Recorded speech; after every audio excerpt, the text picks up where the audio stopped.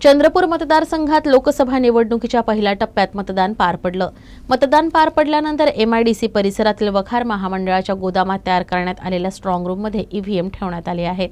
या स्ट्रॉंग रूमच्या सुरक्षेसाठी CRPF, SRPF आणि महाराष्ट्र पोलीस तैनात करण्यात आले आहेत। याबाबत जिल्हाधिकारी विनय गौडा यांनी अधिक माहिती दिली। चंद्रपूर लोकसभा मतदारसंघातले मतदान पार पडले आणि त्याच्यानंतर MIDC परिसरात असलेल्या वखार महामंडळाच्या गोडाऊनमधील स्ट्रॉंग रूममध्ये त्या मशिनी ठेवल्या आहेत। नेमकी सुरक्षा कशी आहे त्या संदर्भात आपण जाणून घेऊया। सर, सुरक्षा कशी ठेवली आहे? स्ट्रॉंग रूममध्ये सर्व ECA गाईडलाईननुसार कडक सुरक्षा ठेवलेली आहे। त्या ठिकाणी 3 टायर सुरक्षा असतो। इनर टायरमध्ये CRPF आणि मिडल टायरमध्ये SRPF आणि आउटर पोलीसच्या एक कॉर्डन असतं। त्याच्याशिवाय 24/7 CCTV कॅमेरा आणि त्याच्या बाबतीत अधिकारी 24/7 तिकडे शिफ्टमध्ये तैनात आहे, ताकी आपला पूर्ण पोल्ड EVMs सुरक्षित असेल।